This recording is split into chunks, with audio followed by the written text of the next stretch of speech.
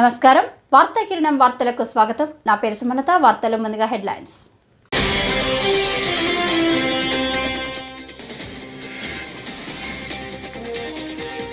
ముఖ్యమంత్రి చంద్రబాబు నాయుడు అధ్యక్షతన సచివాలయంలో ఏపీ కేబినెట్ భేటీ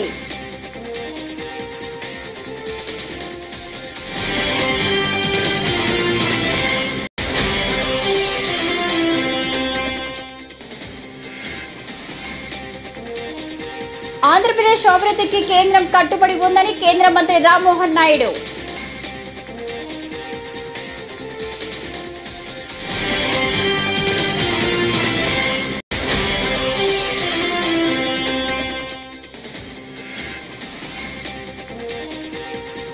పోలీసులకే రక్షణ లేదు ఇంకా ప్రజలక మేరుగు నాగార్జున ఫైర్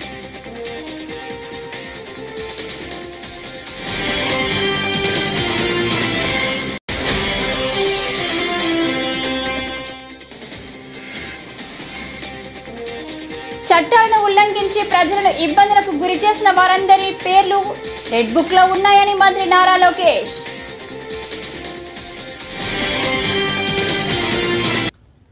ఇక డీటెయిల్స్ చూస్తే ముఖ్యమంత్రి చంద్రబాబు నాయుడు అధ్యక్షతన సచివాలయంలో ఏపీ కేబినెట్ భేటీ కొనసాగుతుంది. ఈ సమావేశంలో మంత్రివర్గం పలు కీలక నిర్ణయాలు తీసుకుంది. గత జగన్ ప్రభుత్వం తీసుకువచ్చిన రివర్స్ టెండరింగ్ పాలసీకి స్వస్తి పలికింది. పాత పద్ధతిలోనే టెండరింగ్ కొనసాగేలా కేబినెట్ ఆమోదించింది. అలాగే స్పెషల్ ఎన్ఫోర్స్మెంట్ బ్యూరో ఎస్ఈబిను రద్దు చేసింది. పట్టాదారు పాస్ పుస్తకాలపై జగన్ ఫోటో తొలగింపుతో పాటు సాగునీటి సంఘాల ఎన్నికల నిర్వహణకు గ్రీన్ సిగ్నల్ ఇచ్చింది. వివాదాల్లోని భూముల రిజిస్ట్రేషన్ నిలిపివేతకు ఆమోదించింది. ఆబ్కారీ శాఖ పునర్వ్యవస్థీకరణకు ఆమోదం తెలిపింది. అలాగే పోలవరం ఎడమ కాలువ పనుల పునరుద్ధరణకు కేబినెట్ ఆమోదించడంతో పాటు ప్రస్తుతం పనిచేస్తున్న గుత్తేదారు సంస్థని కొనసాగించాలని నిర్ణయించింది.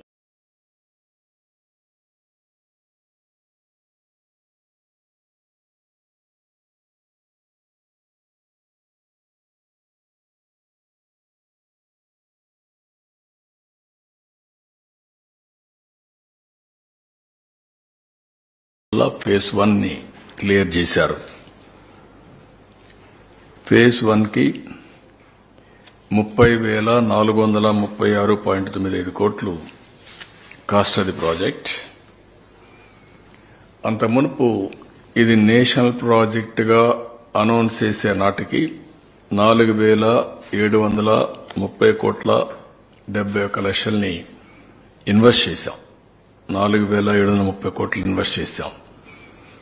దాన్ని రాష్ట్ర ప్రభుత్వ ఓటా కింద అప్పట్లోనే పరిగణించి మిగిలిన డబ్బులంతా కేంద్రం పెట్టేట్టుగా ఒక అవగాహనకు వచ్చాం. బ్యాలెన్స్ అమౌంట్ చూసినప్పుడు 25,706 కోట్లు వస్తుంది. 25,760 కోట్లలో ఇంతవరకు రిలీజ్ చేసింది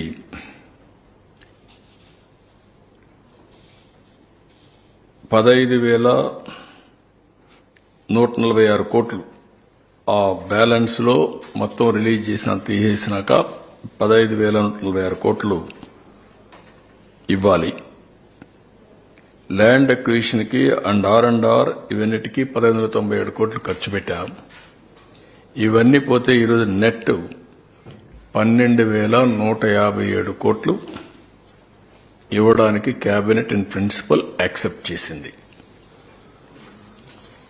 అయితే ఇక్కడికి వచ్చినప్పుడు 2 సంవత్సరాలకి ఇదేదో 20 ఏళ్ళు 30 ఏళ్ళు కాకుండా 2 ఇయర్స్కే 24-25కి 6,000 కోట్లు, 25-26కి 6,157 కోట్లు ఇవ్వడానికి కేంద్రం అంగీకరించారు. ఇక్కడ కూడా ఆంధ్రప్రదేశ్ అభివృద్ధికి కేంద్రం కట్టుబడి ఉందని కేంద్ర మంత్రి రామ్మోహన్ నాయుడు తెలిపారు. బుధవారం ఢిల్లీలో ఏర్పాటు చేసిన మీడియా సమావేశంలో ఆయన మాట్లాడారు. ఓర్వకల్లు, కొప్పర్తికి ఇండస్ట్రియల్ స్మార్ట్ సిటీలను కేంద్రం మంజూరు చేసినట్టు చెప్పారు. హైదరాబాద్, బెంగళూరు, విశాఖ, చెన్నై కారిడార్లో అభివృద్ధి చేస్తామని తెలిపారు. కడప జిల్లా కొప్పర్తిలో పారిశ్రామిక హబ్ కింద 2,596 ఎకరాలను అభివృద్ధి చేయనున్నట్లు వెల్లడించారు. దీనికోసం కేంద్ర ప్రభుత్వం 2,137 కోట్లను ఖర్చు చేయనుందన్నారు. ఈ హబ్తో 54,500 మందికి ఉపాధి లభిస్తుందని వివరించారు. కొప్పర్తిలో ఉత్పత్తి రంగంపై ఎక్కువగా దృష్టి పెట్టినట్లు వెల్లడించారు. కర్నూలు జిల్లా ఓర్వకల్లో 2,621 ఎకరాల్లో పారిశ్రామిక కారిడార్ను ఏర్పాటు చేయనున్నట్లు తెలిపారు. రాష్ట్ర సహకారంతో దీనికి కూడా శ్రీకారం చుట్టడం జరుగుతుంది. మరొక నోడ్ మనకి కొప్పర్తిలో ఏర్పాటు చేస్తున్నాం. కడప జిల్లాలో కొప్పర్తి విశాఖపట్నం చెన్నై ఇండస్ట్రియల్ కారిడార్లో వస్తుంది. ఈ యొక్క నోడ్ కోసం సుమారు 2,595 ఎకరాలు దీనికి కూడా కేటాయించడం జరిగింది.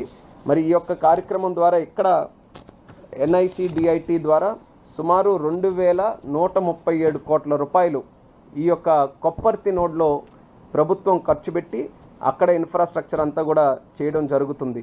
ఈ ఇన్ఫ్రాస్ట్రక్చర్ ద్వారా ఇక్కడ రావాల్సినటువంటి ఇండస్ట్రీస్ ఏదైతే మనకి కొప్పర్తి నోడ్ ఉందో అక్కడ renewable energy, engineering, chemical, metallic and non metallic, textile and auto components ఈ యొక్క మ్యానుఫ్యాక్చరింగ్ సెక్టర్ మీద దృష్టి పెట్టి ఇక్కడ ఈ 2,137 కోట్ల రూపాయలు అక్కడ కావాల్సినటువంటి బేసిక్ ఇన్ఫ్రాస్ట్రక్చర్ ఆ నోడ్ డెవలప్మెంట్ కోసం మనం పెడితే సుమారు 8,860 కోట్ల రూపాయల వరకు ఇన్వెస్ట్మెంట్స్ ఇక్కడ వచ్చేటటువంటి పరిస్థితి ఇక్కడ ఏర్పడుతుంది. అలాగే సుమారు 54,500 వరకు కూడా ఎంప్లాయ్మెంట్ జనరేషన్ ఈ యొక్క నోడ్ ద్వారా ఇక్కడ క్రియేట్ అవుతుంది. మనం చూసుకుంటే ఎప్పటి నుంచో ఈ కడప జిల్లా కానీ, కర్నూలు జిల్లా కానీ, రాయలసీమ జిల్లాలో గతంలో ఎన్నో సందర్భాల్లో దీని గురించి చర్చించుకున్నాం. అక్కడ చాలా పొటెన్షియల్ ఉంది. బెంగళూరు సమీపంలో ఉంటుంది, చెన్నై సమీపంలో ఉంటుంది, మరొక పక్కన హైదరాబాద్లో సమీపంలో ఉంటుంది. కానీ గతంలో పెద్ద ఎత్తున అక్కడ కార్యక్రమాలు చేయలేకపోవడం వల్ల ఆశించినటువంటి స్థాయిలో అభివృద్ధి జరగలేకపోయింది. కానీ ప్రభుత్వం, రాష్ట్ర ప్రభుత్వం, కేంద్ర ప్రభుత్వం ఇద్దరు కూడా కలిసికట్టుగా ఒక నిర్ణయం తీసుకొని ఈ 2 నోడ్స్ను కూడా సెలెక్ట్ చేసుకొని మంచి నిర్ణయంతో ఈరోజు క్యాబినెట్లో కూడా అప్రూవల్ తీసుకున్నాం. ఇది ఎలా సాధ్యమైందంటే డబుల్ ఇంజిన్ గ్రోత్ తాలూకా ఈ ఒక రిజల్ట్ అనేది కూడా మనం చెప్పుకోవాలి. ఆంధ్రప్రదేశ్ రాష్ట్రంలో ఎన్నికల్లో చంద్రబాబు నాయుడు గారిని, అలాగే మరొక పక్కన నరేంద్ర మోదీ గారిని, మరి పవన్ కళ్యాణ్ గారిని, వీళ్ళు ముగ్గురు. ఏపీలో నారావారి రెడ్ బుక్ రాజ్యాంగం నడుస్తుందన్నారు మాజీ మంత్రి మేరుగ నాగార్జున. రాష్ట్రంలో రాజకీయ కక్షతో పాలన సాగుతుందన్నారు. అలాగే పోలీసులు కూడా ప్రేక్షక పాత్ర పోషిస్తున్నారని ఘాటు వ్యాఖ్యలు చేశారు. వ్యవస్థలు నిమ్మకు నీరెత్తినట్టు వ్యవహరిస్తున్నారని ఆయన మండిపడ్డారు. చిలకలూరుపేట ఎమ్మెల్యే గారి భార్య పుట్టినరోజుకి పోలీసులు సిఐలతో సహా వెళ్ళి కేక్ కట్ చేయటం, అలాగే నిజాన్ని నిర్భయంగా అనంతపురంలో ఒక సిఐ గారు చెబితే అక్కడ ఉన్నటువంటి శాసనసభ్యుడు జేసీ అస్మిత్ రెడ్డి ఆ సిఐ గారిని వీడియో కాల్లో నువ్వు ఎందుకు చెప్పావు అని క్షమాపణ చెప్పించినటువంటి తీరు, ఆ క్షమాపణ చెప్పింది ఆ వీడియోలో వైరల్ చేసినటువంటి పరిస్థితి. ఇంత దారుణమైనటువంటి పరిస్థితి ఆంధ్రప్రదేశ్లో పోలీసు వ్యవస్థను నిర్వీర్యం చేసే విధంగా చంద్రబాబు నాయుడు గారు పరిపాలన చేస్తూ ఉన్నాడంటే అసలు ఈ ప్రభుత్వం ఏర్పాటైన తర్వాత ఈ వ్యవస్థ ఎలా నీరుగారిపోయిందో ఒకసారి ప్రస్ఫుటంగా మీకు అర్థమయ్యే విధంగా చెప్పాల్సిన బాధ్యత మా మీద ఉంది. నిజంగా చంద్రబాబు గారు అధికారంలోకి వచ్చిన తర్వాత ఆ ప్రభుత్వంలో అత్యంత కీలకమైనటువంటి వ్యవస్థలని పూర్తిగా నీరు కార్చేశాడు. ఒక సిస్టమ్, తన ప్రభుత్వంలో రాజ్యాంగం ఉందని, చట్టాలు, నియమాలు, నిబంధనలు ఉన్నాయని, న్యాయ ప్రక్రియ చట్టబద్ధంగా జరగాలని ఆ ఆలోచన ఆయనకి ఏనాడు లేని పరిస్థితి ప్రస్ఫుటంగా కనిపిస్తూ ఉంది. ఈ రాష్ట్రానికి ముఖ్యమంత్రి హోదాలో చంద్రబాబు నాయుడు మొదటి నుంచి అధికారుల యొక్క ఆత్మస్థైర్యాన్ని దెబ్బతీసే విధంగా, ముఖ్యంగా పోలీసు యంత్రాంగాన్ని ఆత్మస్థైర్యాన్ని దెబ్బతీసే విధంగా ఒక పథకం ప్రకారం వ్యవస్థల్ని నీరుగార్చుకుంటా వచ్చాడు. అవసరమైతే ఉన్నటువంటి పోలీసు అధికారుల్ని తన వ్యవస్థలో ఉన్నటువంటి మీడియా వ్యవస్థ ద్వారా అభూత కల్పనలు, వారిని నిర్వీర్యం చేసే విధంగా, మోరల్గా వీక్ అయ్యే విధంగా చట్టాలను ఉల్లంఘించి ప్రజలను ఇబ్బందులకు గురి చేసిన వారందరి పేర్లు రెడ్ బుక్ లో ఉన్నాయని మంత్రి నారా లోకేష్ తెలిపారు.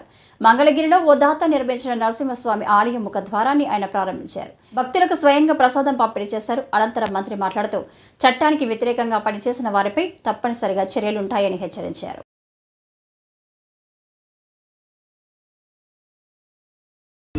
మొత్తం రిపోర్ట్ రాని డిస్కషన్ ఇప్పుడే కదండి బయటపడుతుంది. గత ప్రభుత్వాల్లో జరిగిన అవకతవకలు ఇప్పుడే కదా రెడ్ బుక్ అంటే ఏంటో. ఏ అధికారులు అయితే చట్టాలను ఉల్లంఘించి ప్రజల్ని కార్యకర్తలు ఇబ్బంది పెట్టారో వాళ్ళందరినీ మేము సీరియస్గా తీసుకుంటామని చెప్పడం జరిగింది. దాంట్లో భాగంగా ఏంటంటే ఒక్కొక్కరు ఇప్పుడు బయటకు వస్తున్నారు. మాట్లాడే స్వేచ్ఛ వచ్చింది ఆంధ్ర రాష్ట్రం.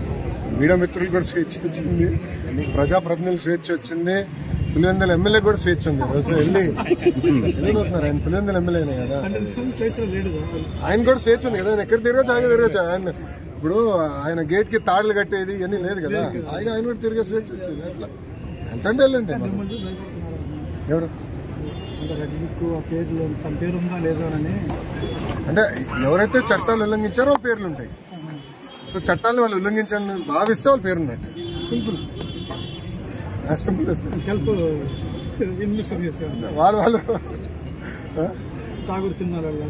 విన్నారు. వాళ్ళ సమస్య చేసుకోవాలి. అది ఏం జరిగింది ఏంటి ఎందుకంటే సీరియస్ గా తీసుకోవాలి. ఇది వదిలిపెడతాం. కృష్ణమ్మ మరోసారి పరవళ్లు తొక్కుతుంది. దీంతో ఈ సంవత్సరంలో రెండోసారి శ్రీశైలం జలాశయంలోని 2 రేడియల్ క్లస్టర్ గేట్లు 10 అడుగులు మేర ఎత్తి దిగువ నాగార్జున సాగర్కు అధికారులు నీటిని విడుదల చేశారు. ఇక శ్రీశైలం డ్యాం పూర్తి స్థాయి నీటి మట్టం 885 అడుగులు కాగా ప్రస్తుత నిండు కుండల అంటే పూర్తి స్థాయి నీటి మట్టం 885 అడుగులకు నీటి మట్టం చేరింది.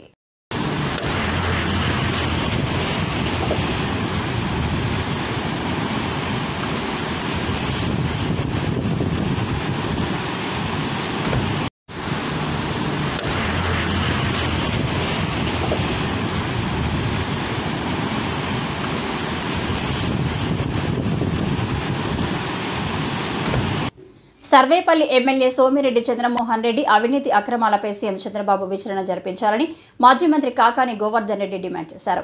సోమిరెడ్డి అవినీతి అక్రమాలు రోజురోజుకు మితిమీరిపోతున్నాయని ధ్వజమెత్తారు. స్థానిక వైఎస్ఆర్సీపీ కార్యాలయంలో సోమవారం మీడియాతో మాట్లాడుతూ 100 రోజుల్లో సోమిరెడ్డి చేసిన అవినీతి అక్రమాలపై తాను త్వరలోనే నివేదిక విడుదల చేస్తారని చెప్పారు. ఫీల్డ్ అసిస్టెంట్ పోస్టుకు 3 లక్షలు ఇవ్వాలని సోమిరెడ్డి డిమాండ్ చేశారని బీజేపీ వెంకటాచలం మండల ప్రధాన కార్యదర్శి పిల్లిపోకుల పెంచలయ్య ఇటీవల వెల్లడించారని గుర్తు చేశారు. పాపం చంద్రమోహన్ రెడ్డి ఆ దళితుడిని అనేక రకాలైనటువంటి పెంచులేని బ్రతిమాలినట్టుగా బామాలినట్టుగా మా దగ్గర ఏదో మాకు తెలిసింది. కానీ అతను లొంగలేదు, నీతిగా నిజాయితీగా నిలబడ్డాడు. జరిగినటువంటిది నేను చెప్పాను అని మాట్లాడాడు. కొంతమంది బీజేపీ వాళ్ళ చేత మాట్లాడిచ్చాడు, చంద్రమోహన్ రెడ్డి మాట్లాడుకున్నాడు. వీటన్నిటికీ పరాకాష్ట ఏంటంటే చంద్రమోహన్ రెడ్డి తాను నిజాయితీ పరుణ్ణి నిరూపించుకోవాలి, లేదు తాను అవినీతికి పాల్పడలేదు అనేటువంటిది నిరూపించుకోవాలి. వీటన్నిటిని పక్కన పెట్టి నిన్న రాత్రి వెంకటాచలం పోలీస్ స్టేషన్లో నిందితుడు 1 కింద 3 నేను అడిగినట్టుగా మాట్లాడాడు కాబట్టి 3 లక్షల రూపాయలు అతనిని నిందితుడు 1 కింద అక్యూజ్డ్ 1 కింద పెంచలేయ పేరిట దానిని వాట్సాప్ లో ఫార్వర్డ్ చేశాను కాబట్టి అక్యూజ్డ్ 2 కింద మా మీద కేసు నమోదు చేయడం జరిగింది. ఇది బహుశా ఒక వాట్సాప్ లో పంపిస్తే లేదా ఒక వ్యక్తిని గురించి మాట్లాడితే కేసులు నమోదు చేయడం ప్రారంభిస్తే ప్రతిరోజు వందలాది కేసులు నమోదు చేయాల్సి వస్తుంది పోలీసులు. కాబట్టి చంద్రమోహన్ నువ్వు అనుకుంటున్నావేమో పోలీసులకి కేసులకి జైళ్లకి భయపడేటువంటి వాళ్ళం కాదు. నీలాంటి వాళ్ళని ఎంతమందిని చూసుంటాం, నువ్వేదన్నా అనుకుంటున్నావేమో నేను పెద్ద నియంతని నేను గెలిచాను అని చెప్పి గుడ్డేది చేలో పట్టట్టుగా ఈరోజు నీకు టికెట్కి గతి లేకపోతే చివరికి ఏదో ఒక విధంగా ఎవరో లేకపోతే నీకు టికెట్ ఇచ్చారు, గెలిచావు, ప్రజాభిప్రాయాన్ని గౌరవిస్తున్నాం. కానీ నువ్వు చేసేటువంటి అడ్డగోలు పనులు నువ్వేదన్నా నియంత అనుకుంటున్నావా? నీ కెపాసిటీ అంతా ఉప్పుని గట్టిగా ఊస్తే ఎగిరిపోయేటువంటి వాడివి నువ్వు, గాలిపటంలాగా లేచిపోయేటువంటి వాడివి నువ్వు ఏదో అధికారం ఉంది కదా అని అధికారాన్ని అడ్డబెట్టుకుని మా మీద కేసులు నమోదు చేయడానికి ప్రయత్నిస్తే మేము భయపడతామా? నశ్యం కుటుంబంలోని ఆస్తి వివాదంలో ఫరూక్ పై సాక్షిలో లేనిపోని అవాస్తవమని అన్నారు. నంద్యాల టీడీపీ కార్యాలయం సమావేశంలో ఎన్ఎండి ఫిరోజ్ అడ్వకేట్ తులసిరెడ్డి మాట్లాడుతూ కోర్టు కేసులు పెండింగ్లో నడుస్తుండగా నిబంధనలకు విరుద్ధంగా ఖాళీ స్థలానికి వేకెండ్ ల్యాండ్ ట్యాక్స్ వేయడం కూడా చట్ట విరుద్ధం అయినందునే ట్యాక్స్ విధించిన అధికారులపై మున్సిపల్ శాఖ ఉన్నతాధికారులు చర్యలు తీసుకుని సస్పెండ్ చేశారు. ఎందుకంటే ఈ స్థలం ఎవరిదో అందరికీ తెలుసు, నంద్యాల ప్రజలకు కూడా తెలుసు, సాక్షి వాళ్ళకి కూడా తెలుసు, ఇక్కడ ఉన్న నాయకులు అందరికీ తెలుసు. ఇది ఇప్పటి నుంచి కాదు, 1952 నుంచి మా తాత వాళ్ళ స్థలాలని అందరికీ తెలుసు. ఈ స్థలాలు ఏంది అన్ని తెలిసి కూడా రాస్తాం. ఇది నవ్వుల పాట. ఎందుకంటే ఏదో రాయాలా, ఏదో తెలుగుదేశం నాయకులు, ఏదో మంత్రి ఎమ్మెల్యే మీద ఏదన్నా బురద జల్లాలంటే ఇట్లాంటి ఏమైతుంది మీరు రాస్తే కూడా జనాలకి తెలుసు, ప్రజలకి తెలుసు. ఫారూక్ ఏందో మన ఎవరు కబ్జా కూడా కాదు. మీరు అంతా రాయాలంటే మీరు పోయి చూడండి నంద్యాలలో ఎన్ని కబ్జాలు అవుతుంది. మీ వైసీపీ నాయకులు పక్కన ఉన్న కాన్స్టిట్యున్సీ నాయకులు వచ్చి మొత్తం నంద్యాలంతా కబ్జా చేస్తే దాని మీద ఏం రాయరు. మా సొంత స్థలము మేము ఎట్లా కాపాడగలం, మేము కోర్టులు పోయి మేము కొట్లాడుతుంటే మేమే కబ్జా చేశామంటారు. ఎవరన్నా నవ్వుతారు ఫారూక్ గారు పోయి కబ్జా చేసినారంటే. మా సొంత స్థలాలు ఈ రోజు మీరు పోయి చూడండి, ఆ స్థలాలు ఎన్నో కోట్లు అవుతుంది. అట్లాంటిది స్థలాలే మేము ఇచ్చినాం. ఒక్కటే చెప్తున్నాను, ఇది మా తాత స్థలము, అంటే మా స్థలం ఇది. ఖచ్చితంగా దీనికోసం మేము పోరాడతాము. ఖచ్చితంగా ఇది మా స్థలము. ఎవ్వరు ఏం చేసినా గానీ మా స్థలం మేము దక్కించుకుంటాము. ఇది మాత్రం వాస్తవము. మీరు సాక్షిలోన్నా రాయండి, లేకపోతే దేంట్లోన్నా రాయండి, ఎందుకంటే మా స్థలం అది. మీరు కోర్టుకి వెళ్ళండి, మేము కూడా కోర్టుకి వెళ్తాం. ఏమి ఇల్లీగల్ అయితే అదే చూసుకుందాం. అంతే తప్ప దీంట్లో వెనకాల ఉన్న ఎవరెవరు సర్వేవరు ఎవరు ఇల్లీగల్ గా మాకు ఇది చేశారు కూడా అదంతా తెలుసు. ఎన్ని డబ్బులు ముట్టినాయి నీకు అందరికీ తెలుసు. ఇక్కడ ఏంది దీని వెనకాల ఎవరెవరు ఉన్నారో, ఎవరెవరు ఇది చేశారో అందరికీ, నంద్యాల ప్రజలు అందరికీ తెలుసు. సొంత ఎన్ఎండి ఫారూక్ గారు నంద్యాల ఎమ్మెల్యే మైనార్టీ మంత్రికే ఇది జరుగుతుండే, ఆయన సొంత స్థలాలే ఇది కబ్జా చేసి ఆయన స్థలాలకే వాళ్ళు విఎల్టీ వేస్తున్నారంటే ఇక సమాజ ప్రజలది ఏమైతుంది ఒక్కసారి ఆలోచించండి. సమాజ శ్రేయస్సు దృష్ట్యా మాదక ద్రవ్యాల వినియోగంపై గట్టి నిఘా పెట్టాలని గంజాయి రవాణా అమ్మకాలు నిర్వహించే వారిపై ఉక్కుపాదం మోపి మాదక ద్రవ్యాల పేరు వింటేనే ఉలిక్కిపడేలా చర్యలు తీసుకోవాలని ఎన్టీఆర్ జిల్లా కలెక్టర్ జి సృజన సంబంధిత అధికారులు స్వచ్ఛంద సంస్థలకు సూచించారు. నషా ముక్త్ భారత్ అభియాన్ కార్యక్రమంలో భాగంగా మాదక ద్రవ్యాల నియంత్రణ దుష్ప్రభావాలపై కలెక్టరేట్లోని సమావేశ మందిరంలో పోలీస్ కమిషనర్ ఎస్వి రాజశేఖర్ బాబు, వివిధ శాఖల అధికారులు, స్వచ్ఛంద సంస్థల ప్రతినిధులతో కలెక్టర్ సూచన సమావేశం నిర్వహించారు.